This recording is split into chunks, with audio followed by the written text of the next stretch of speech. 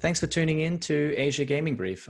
I'm chatting today with Adam Steinberg. He's the former advisor to the founder and CEO of NagaCorp in Cambodia, the operator and of the only casino in the Cambodian capital of Phnom Penh, and one of the best performing casino stocks in Asia.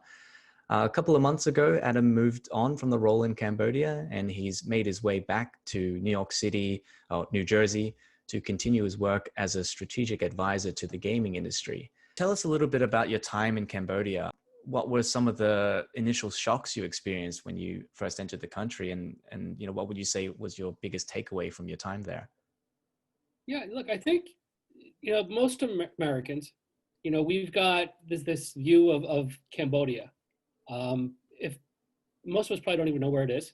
When we think of Asia, we think Japan, China, Hong Kong, but we don't know some of these other countries and these smaller countries. And I'm old enough that the troubles that Cambodia had with Pol Pot occurred during my lifetime. So my experience there was, a country that went through, genocide, but everyone was very happy, very nice, very friendly. I ran into very few people that didn't speak English and didn't prefer to speak English. Most of them would rather speak English with me than force me to try and learn Khmer. What would you say are the biggest differences between working in both markets, in the US and then in Cambodia?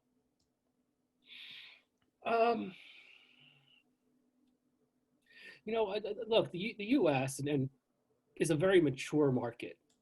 You look at four-year, not just high school, but a four-year college education. It's a very educated workforce. And Cambodia, because of a history and the fact that it's behind even some of the other countries in Indochina because of the history and they lost an entire generation. So I think that there's a work ethic there that you don't see in a lot of other countries, but there's an inefficiency that they're going to overcome over time as they continue to work and industry continues to come there. But I think that there is a little bit of a learning curve that the country needs to will experience. The work ethic is good. Everybody, it's not just that they will sit there and they'll put in the hours to do things.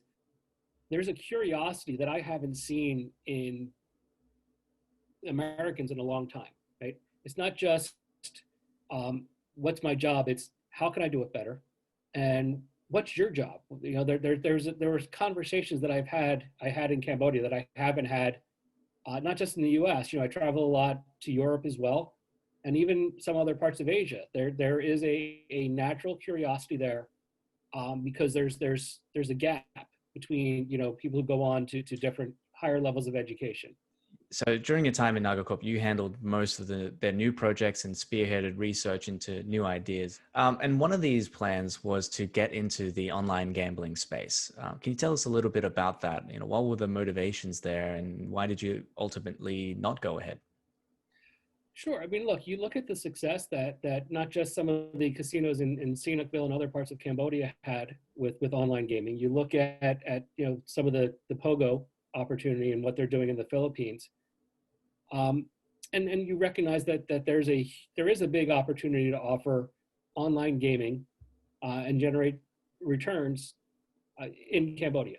Look, you've got a situation where, again, because of their history and the fact that they're a little behind the times, landline phones aren't as prevalent, but there's much more mobile phones than there is in a lot of other countries.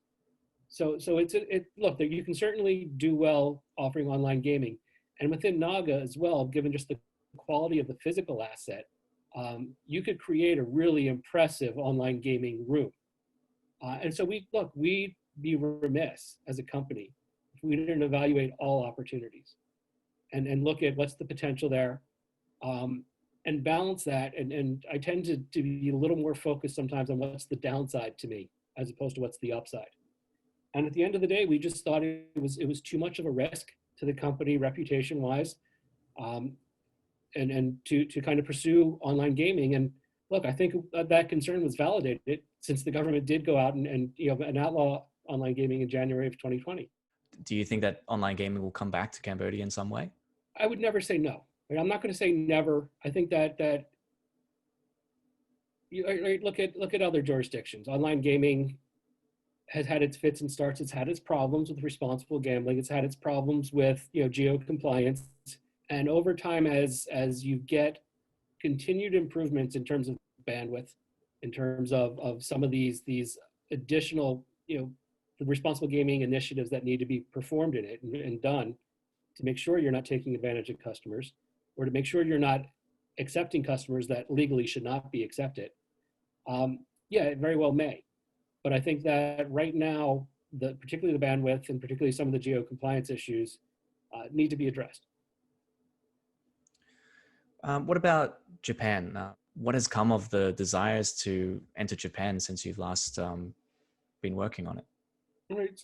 I mean, again, so preface this with I'm no longer with the company. So what I'm saying is kind of my feelings, my thoughts, not necessarily the company's.